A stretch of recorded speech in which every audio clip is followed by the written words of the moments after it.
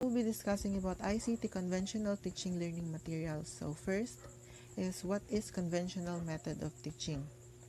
This term will be used in the study to refer the teaching using chalk and board for teachers and pen and paper for students, rather than teacher uses other methods such as demonstration using examples, lecture methods, question-answer methods, among others.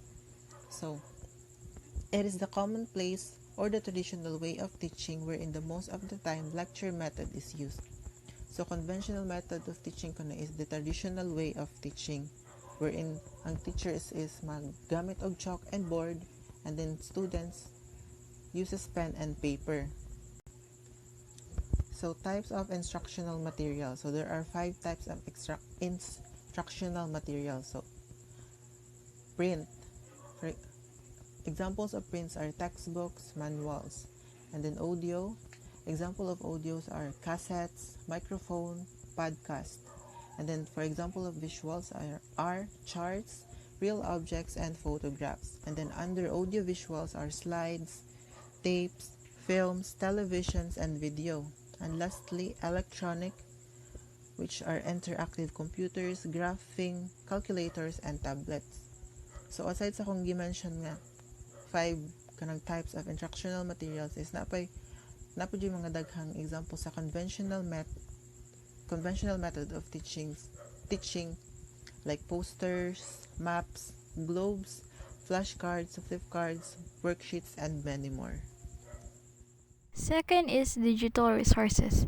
So, digital resources are those materials that require computer access, whether through personal computer or handheld mobile device.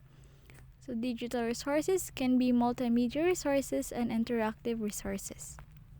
Digital resources is any website, software, apps that are included in an online course to enhance learning. So, it is very helpful to us. Examples of digital resources are simulations, models, graphics, animation, quizzes, games, ebooks, and e-notes. So it is more accessible, engaging, and contextualized. Next, distance learning. Distance learning. A distance learning, also called distance education, e-learning and online learning. It is a form of education in which the main elements include the physical separation of teachers and students during instruction, and using various of technologies to facilitate student-teacher and student-to-student communication. An example of this is synchronous and asynchronous type of class. What are the example of asynchronous and synchronous learning? Asynchronous learning is doing an educational video conferences, interactive webinars, chat-based online discussion. It depends on the teacher kung sila gamiton. It's either Google Meet or a Zoom.